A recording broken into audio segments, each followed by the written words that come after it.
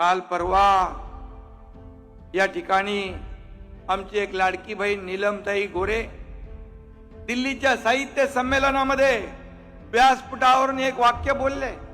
आता ते व्यासपीठ बरोबर होतं की चुकीचं होतं हा भाग वेगळा आहे, परंतु ते काही जणांना एवढं झोंबलं की चांगल्या मिरच्या लागल्या.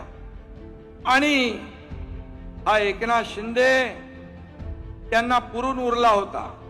आता गोरेंनी बाहेर काढले त्यांचे काळे धंदे, त्यामुळे मिरची लागली. हे आता बोललेत का? त्या यापूर्वी देखील अनेक लोक बोलले. जेव्हा आम्ही उठाव केला त्यावेळेस रोज आम्हाला शिव्या शाप आरोप देणारे लोक, आम्ही कधी आरोपाने उत्तर दिलं नाही, कामातून उत्तर दिलं. मी नेहमी सांगायचो तुम्ही किती शिव्या द्या, किती आरोप करा, पण हा एकनाथ शिंदे तुम्हाला कामातून उत्तर देईल. आणि आम्ही म्हणून या महाराष्ट्रामध्ये हा तुमचा एकनाथ शिंदे आपलं महायुती सरकार लोकप्रिय ठरलं.